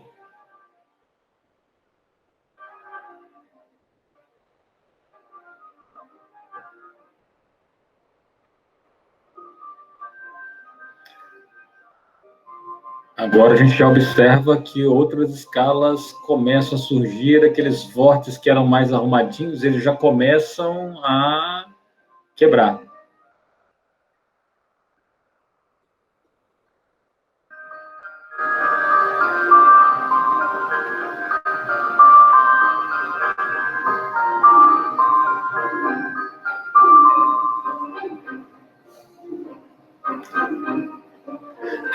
Eu só vou dar uma pausinha aqui, ó, e tentar pegar essa imagem aqui. Espera aí. Tenta prestar atenção nisso aqui e que vocês vão observar. Vocês estão vendo que a linha, ela passa por aqui, mas vocês estão vendo que tem tinta do lado de cá? Estão vendo que, apesar de quando a gente estava nos instantes mais iniciais lá do escoamento, principalmente escoamento laminar, e no começo da transição, eu tinha um escoamento praticamente bidimensional, não é? Quando eu começo a vir mais para cá e começo a ter mais turbulência, percebe que agora eu não tenho somente esses vórtices para cima e para baixo, e agora eu começo a transportar transversalmente também. Porque, na verdade, a minha flutuação de turbulência não acontece só em 2 dimensões. Ela vai acontecer em 3 dimensões. Olha só. E eu começo a transportar transversalmente também a minha tinta. E começa a mistura, né? A mistura acontece já bem, de maneira muito mais clara. Só para a gente continuar, né? Olhamos isso, vimos esse resultado, vimos aqui essa história de transição, como é que ela acontece, né? Bom, e aqui a gente tem, né, o 10 a sexta, né? A partir de 10 a quarta, aqui eu já tenho um escoamento turbulento, né, sobre a esfera. Mas vamos olhar a mesma coisa, agora vamos pensar naquele escoamento sobre uma placa plana. Vamos observar o crescimento da camada limite e como isso o desenvolvimento da camada limite turbulenta sobre um escoamento da placa plana, tá? Então, essa é uma placa de 5 metros dentro do túnel de vento de água. Desculpa, túnel de vento de água é ótimo, né? Dentro do túnel de água. Normalmente, nesses experimentos, o que acontece é o contrário. Ó. Em vez da água se mover, o que está movendo é esse carrinho que está em cima, tá vendo? E ele segura, tá vendo? E ele tem essa placa de 5 metros que ele está segurando, tá vendo? Então, ela tem uma borda elíptica para mais ou menos tentar simular esse desenvolvimento da placa plana, tá bom? Então, eu vou ter essa movimentação, né? Olha só que legal agora, vamos ver as imagens. Bom, então, aí está a nossa placa plana, né? Você tem injeção de um corante, estão vendo aí, ó? Olha o corante e você está vendo a placa. Nesse caso, a gente tem o contrário, né? Deixa eu só dar uma pausinha para explicar, ó. O que está acontecendo aqui? Nesse caso, a placa está se movendo, tá? E quem está parado aqui é o fluido, né? Então, é como se fosse o contrário, né, do que a gente estava observando, né? Então, você tem, como se, naquele exemplo que a gente viu, o fluido estava andando e a placa estava parada. É a mesma coisa, né? Pensando fisicamente uma coisa na outra. Só que, o que a gente tem que olhar aqui, o que a gente tem que pensar olha para esses números que estão passando aqui em cima, tá? Ó, essa daqui é a borda da placa, ó. Então, aqui é a borda da placa. Nesse ponto, eu vou injetar o meu corante, tá bom? E aí, o que vai acontecer, ó, tá vendo, ó? Eu tenho 4,8 metros. E aí, eu vou andando, ó, 0,8, 0,9, tá vendo? Então, eu estou andando aqui o meu comprimento da placa, tá? Então, eu vou vendo, eu vou observar justamente o desenvolvimento da minha camada limite turbulenta, tá bom? Bom, observem aí o que está acontecendo.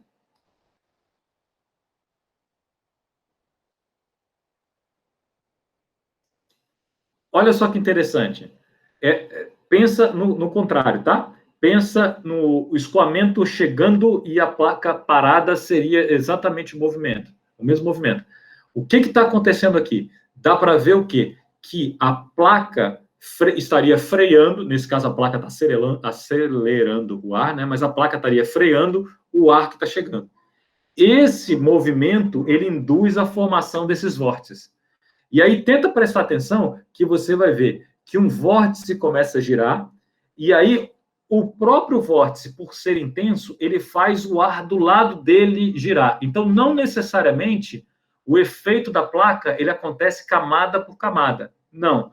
O vórtice se desprende da placa e ele vai caminhando para o núcleo do escoamento. E é ele que perturba o escoamento. Tá? Vamos lá.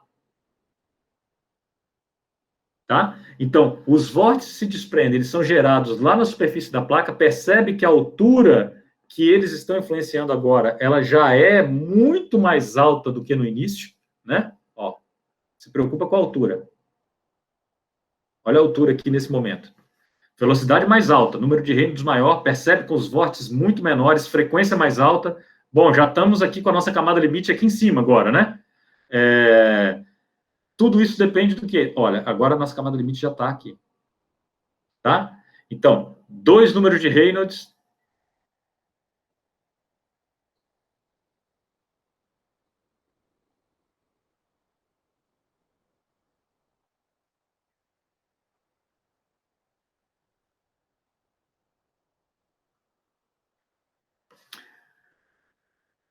Observa que no caso do número de Reynolds menor, eu tenho vórtices razoavelmente, né, ou um pouco maiores, que se movimentam de maneira mais lenta, certo? Nos casos do número de Reynolds, eu vou ter a formação desses vórtices grandes, só que as próprias tensões de cisalhamento vão fazer com que esses vórtices se fragmentem. Olha que interessante que está acontecendo aqui, ó. Olha o vórtice, tá vendo? Um vórtice sendo ejetado de perto da superfície, e está vendo como ele cresce e se dissipa? Ele trouxe quantidade de movimento lá da placa, que estava lá em cima, ele trouxe aqui para dentro do escoamento, aqui para o lado de fora. Então, ele transportou rapidamente a quantidade de movimento lá de baixo até aqui a camada mais externa, tá? Esse processo, de fato, é o nosso processo de transferência de quantidade de movimento causado pelos vórtices turbulentos. Bom, vai ser interessante a gente observar quando a gente começar a olhar para os nossos vórtices e falar das escalas de movimento turbulento e justamente começar a falar sobre o que a gente vai falar agora, que é a nossa cascata de energia. Vou começar, dá uma olhada nesse vídeo aqui. Esse vídeo é bem interessante, porque, bom, eu peguei ele não tem, ele mostra algumas características bem interessantes do escoamento turbulento, tá? Estão vendo os vórtices? Dá para ver direitinho isso daqui, como é que eles fazem? Isso é um feixe laser bidimensional, tá? Você coloca uma fumaça qualquer, tá aí, ó, um prisma simplesmente, né? E uma canetinha laser, tá? Esses caras, se você consegue observar claramente esse movimento rotacional desse sujeito. Tenta seguir um vórtice e você vai observar que ele está girando e ele vai girando, ele começa a girar, né, de um jeito e quando ele vai crescendo, crescendo, crescendo, ele acaba quebrando, se fragmentando e formando outros vórtices. E essa é uma tendência de maneira geral. Os grandes vórtices vão quebrando-se e quebrando e formando vários vórtices, tá? Deixa eu mostrar de novo aqui. Olha que legal a ideia do vórtice se movimentando. Bom, esse é aquele vórtice bonito que eles geraram lá, né,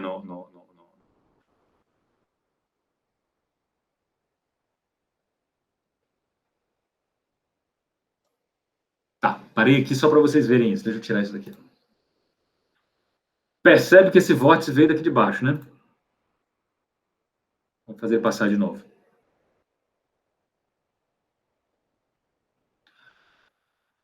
Eu sei que esse cara é bonito, mas presta atenção no que está acontecendo no wake, atrás dele.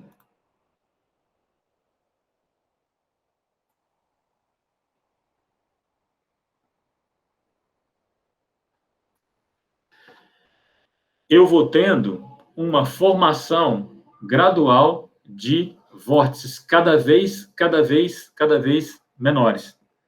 O que acontece na prática é o fenômeno que a gente chama de cascata de energia. É mais ou menos o seguinte: eu tenho vórtices grandes, a primeira estabilidade, né? O primeiro pode ser, por exemplo, vamos imaginar que é um escoamento sobre... um escoamento sobre um obstáculo, tá? Então, ou aquele que a gente viu lá, a primeira estabilidade gerou um vórtice. Tá? Lembra daquele escoamento que a gente viu lá, que eu tinha um cilindro dentro do escoamento da água, cilindro não, desculpa, um retângulo, né? Então, as primeiras estabilidades surgiram lá. Esse vórtice, né, ele acaba se fragmentando, formando vórtices cada vez menores, né? Esse, na verdade, se a gente pensar o seguinte, se eu tenho uma instabilidade qualquer, se eu tenho um vórtice aqui, ele vai acelerar o escoamento do lado dele, né? Então, um vórtice grande pode gerar vórtices menores, tá? Eu posso ter um vórtice dentro do próprio escoamento. Então, eu tenho um vórtice dentro de um escoamento que está se movendo, esse vórtice vai se alongar e ele vai acabar se rompendo, né? Eu posso ter um grande vórtice também, que ele vai... Vamos voltar aqui. A nossa animação, de novo para ela. Pensem agora que eu posso ter um vórtice que ele vai ser formado e ele vai se fragmentar, formando mais do que um vórtice, tá? Deixa eu avançar mais um pouquinho lá para o nosso, onde a gente observava aquele fenômeno. Percebe como esse vórtice vai se quebrando? Se a gente começar a observar dentro do escoamento, isso vai acontecendo gradualmente. Então, eu vou ter vórtices, diversos vórtices... Opa, desculpa. Peraí. Voltar para a minha apresentação. Então, o que eu encontro na prática é que o vórtice original, tá? Que é gerado por um elemento geométrico, por exemplo, ele vai tendendo a se fragmentar no sentido de que um grande vórtice transfere energia ou ele causa perturbação no escoamento, gerando vórtices menores. É como naquele exemplo que eu dei aqui do meu obstáculo. O meu obstáculo vai causar uma grande perturbação aqui. Esse obstáculo, então, causou a perturbação, essa característica geométrica da minha perturbação aqui, ela vai ter uma escala definida, vamos dizer que essa aqui é a escala do tamanho do prédio, tá? Por exemplo, tá? Então, essa escala do vórtice, ela vai ser o quê? Comparável à escala da perturbação que gerou ele, tá? Só que imagina, essa flutuação de velocidade que surgiu aqui, ela vai, por exemplo... num escoamento que está todo andando para lá, uma velocidade voltando aqui, eu vou acabar induzindo uma perturbação. Uma perturbação aqui, né? Eu estou gerando um escoamento descendente aqui, então eu vou fazer o quê? O meu grande vórtice vai não só se fragmentar, mas ele também vai induzir, ele vai transferir energia para vórtices menores. E aí eu posso continuar com essa brincadeira. Assim, o meu vórtice grandão, gerado por uma perturbação do escoamento, ele vai transferir energia para vórtices pequenos. Esses vórtices pequenos, eles transferirão energias para vórtices ainda maiores, ainda menores, não é isso? Ele girando, ele vai colocar o cara do lado dele também em movimento. Então, a flutuação de velocidade, né? Uma flutuação de velocidade vai empurrar, vai deslocar o vizinho. O vizinho também vai começar a girar, né? É o que a gente observou naquele vórtice grandão passando dentro do escoamento. Então, o vórtice vai passar e vai fazer esse cara aqui do lado, né, esse elemento fluido, também começar a girar. Então, ele induz a flutuação desse sujeito. Então, grandes vórtices vão alimentar pequenos vórtices. Os pequenos vórtices vão alimentar os vórtices menores ainda, que vão alimentar os vórtices ainda menores, que vão alimentar os vórtices ainda menores. A gente chama isso de cascata de energia, tá? Então, normalmente, você tem o começo, né, o surgimento da sua cascata de energia de turbulência, aonde? Na grande escala. Ela é a responsável aqui, ó, ela é a responsável pela geração dos grandes vórtices. Esses caras surgem em grande escala, tá? os grandes vórtices, eles vão acabar gerando vórtices pequenos.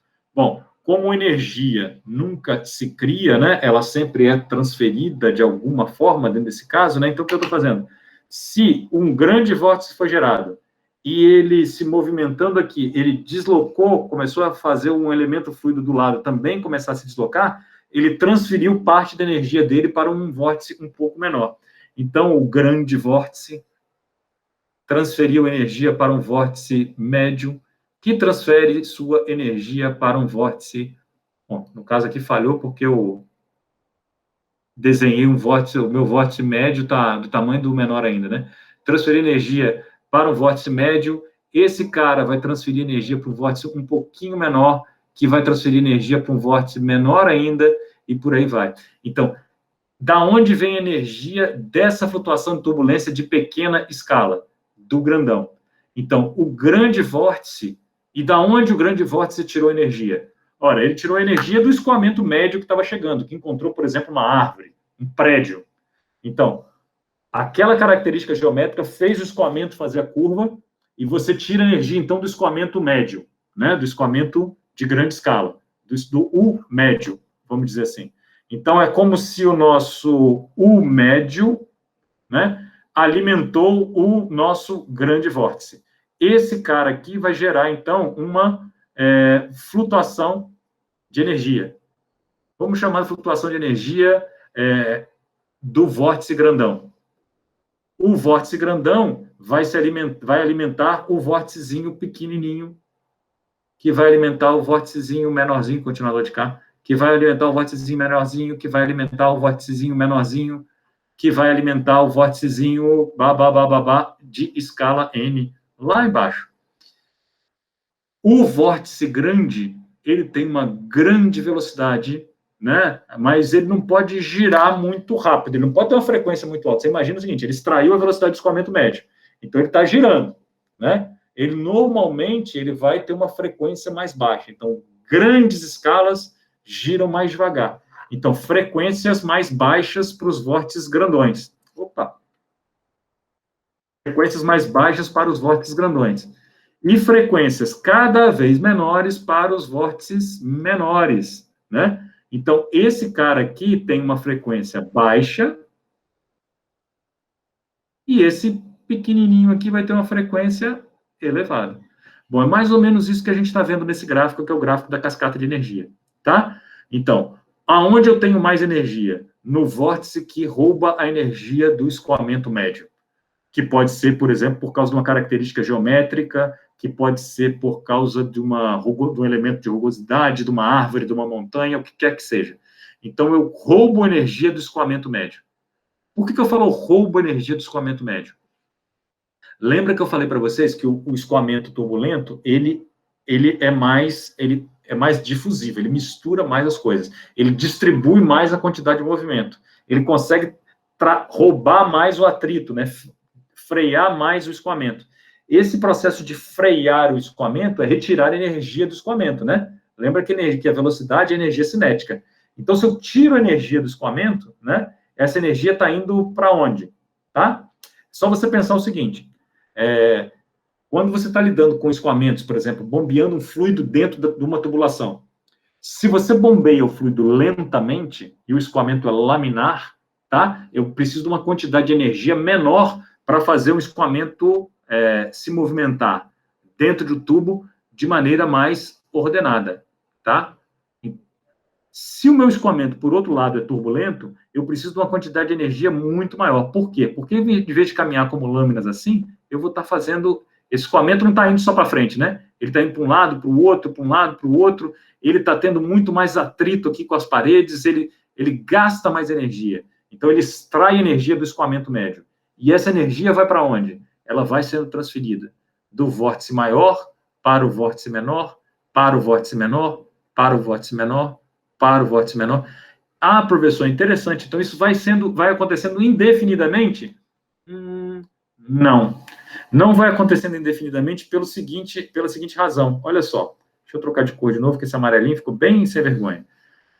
A gente tinha falado que o que governa aqui o nosso escoamento, né, é o nosso número de Reynolds, que é igual a ρ o L sobre μ, tá? Bom, então, o meu vórtice grandão, né, tinha lá a minha característica lá do escoamento, né, ele é desse tamanhão. Aqui está o meu vórtice L, aqui, ó, meu vórtice grande. Aí eu transfiro para o próximo, que vai ser menor, que eu vou transferir para o próximo, que vai ser menor, que eu vou transferir para o próximo, que vai ser menor, próximo, que vai chegar num vórtice bem pequenininho, muito pequenininho mesmo. Bom, e essa parte de cima, opa, eu tenho um problema, né? Porque ela é proporcional ao meu tamanho, né? Então, se ela é proporcional ao meu tamanho, vai ter uma hora que quanto menor a escala, menor vai ser esse termo de cima. Concorda comigo? Mas não só isso, né? Também o seguinte, a flutuação de um vórtice grandão, que gira lentamente, ela vai ser maior do que a flutuação daqueles vórtices bem pequenininhos que giram mais rápidos, tá? Então, ele é bem pequenininho. Então, o que pode acontecer também é o quê? A velocidade das menores escalas também é maior. Então, o que acontece é que esse cara aqui, conforme eu vou descendo nessa cascata de energia, eu vou começando a reduzir esse cara. E aí, de fato, o que vai acontecer é que, vamos lembrar lá do exemplo do André. O André estava falando que o escoamento, o Reynolds crítico para um tubo, ele é 2.000. Então, enquanto eu estiver extraindo energia do escoamento médio, eu estiver aqui em cima, esse sujeito aqui, os termos de inércia vão ser 2.000 vezes mais intensos que os de viscosidade. Mas quando eu vou descendo nessa escala aqui, o que vai acontecendo? Eu vou diminuindo as minhas forças de inércia. E aí, meus amigos, o que vai acontecer é que eu começo a chegar num ponto aonde, tá vendo, a transferência de energia, ela vem quase que linear, e aí ela já começa a se tornar meio que exponencial, porque eu chego num ponto onde a minha viscosidade começa a ser importante. Aqui está a viscosidade cinemática, né? Mas podia estar escrito a viscosidade, desculpa, a viscosidade dinâmica e viscosidade estática. Então, todos os dois vão estar presentes aqui nessa mesma história. Então, eu tenho uma escala, mudei, a partir da qual a minha viscosidade começa a influenciar nesse processo de transferência. Enquanto aqui eu transferi energia do grande vórtice para o menor vórtice, e a minha dissipação era pequena, por quê? Porque a minha inércia é muito maior do que as minhas forças viscosas. Então, essa cascata de energia, ela acontecia de maneira mais não afetada. Quando eu vou diminuindo a minha escala, eu começo a ter um efeito da viscosidade. Então, os vórtices começam a depender da viscosidade. Então, eu começo a ter o que eu chamo de dissipação. Dissipação o quê? Viscosa. Dissipação da energia cinética turbulenta. Até com que eu desça muito, tá? Desça muito até chegar num vórtice de escala onde isso daqui tende a quanto? A 1. Onde os efeitos viscosos são tão importantes quanto os efeitos... Desculpa. Os efeitos de inércia são tão importantes quanto os efeitos viscosos. Esses caras são as menores escalas do escoamento. Lá vai estar acontecendo o quê? O grosso da nossa dissipação, tá? E aí, lá acontece a nossa dissipação da energia cinética turbulenta. Então, eu extraio energia do meu escoamento principal, do meu escoamento médio aqui, tá? E eu vou transferindo energia para as escalas menores, tá? E essa transferência de energia, ela vai acontecendo até uma certa faixa, aonde aqui ela é transferida quase que sem interferência, sem dissipação, sem interferência da viscosidade, e a partir de um determinado limite, quando o número de Reynolds dos vórtices pequenos começa a ser maior, eu começo a ter uma dissipação dessa energia. Essa faixa onde eu tenho a dissipação não, a transferência de energia entre uma escala grande, entre uma escala grande e uma escala pequena, ou seja, de uma escala menor, cada vez menor, eu chamo de faixa ou subfaixa inercial. Só a inércia que manda aqui nessa brincadeira, tá? Quando eu começo a ter o efeito da minha viscosidade, eu saí da minha faixa inercial. Eu começo a entrar na minha faixa, né, de dissipação. Nota, a transição, né? Aqui é a minha faixa de dissipação de fato, né, onde eu estou tendo dissipação, meu número de Reynolds já é bem pequeno, mas aqui, tá vendo que a declividade da curva, ela muda um pouquinho? Aqui começa, a minha dissipação começa a ser importante. Então, no começo eu tenho os vórtices principalmente dependentes do quê? Das características geométricas do escoamento, dos forçantes, das fontes de turbulência. Eu vou diminuindo a escala, eu vou tendo essa transferência de energia entre os diferentes vórtices. Quando descer mais ainda, a minha viscosidade começa a ser muito importante. E aí, essa viscosidade muito importante, ela vai fazer o quê? Ela vai dissipar mais e mais e mais a energia até eu chegar nos vórtices de pequeniníssima escala, tá? Entenderam essa jogada? Sim ou não? Ó, eu escrevi isso aqui, vê se ajuda. Ó, os vórtices de grande escala, onde é gerada energia, transferem energia cinética para os vórtices menores. Isso é, o sentido do fluxo de energia é das grandes para as pequenas. Esses vórtices menores, por um processo similar, transferem energia para vórtices ainda menores. E a transferência de energia vai sendo sucessiva, para cada vórtice menor e menor e menor. A gente chama isso de cascata de energia, tá? E continua até que o número de Reynolds característico de uma escala lá seja suficientemente pequeno para a viscosidade molecular começar a dissipar a nossa energia cinética, tá? Turbulenta. E aí você observa, o espectro, geralmente, ele é mais ou menos assim, ó, tá? Então, eu tenho aqui, ó, aqui em cima, opa, cadê? Aqui, ó, eu tenho as grandes escalas, que elas são governadas pelas características do escoamento, né? Por exemplo, uma perturbação geométrica, né? Eu vou ter, então, aqui, ó o subrange, a faixa inicial. Isso daqui, a declividade dessa reta é 5/3, tá? E aí ela já começa a perder um pouquinho da sua declividade quando ela vai chegando mais para cá, que eu começo a ter o quê? Eu começo a chegar mais perto da minha escala de dissipação, onde RE dessas escalas vai tender para 1, tá? E aí, o que vai acontecer é essa dissipação gradual da minha turbulência.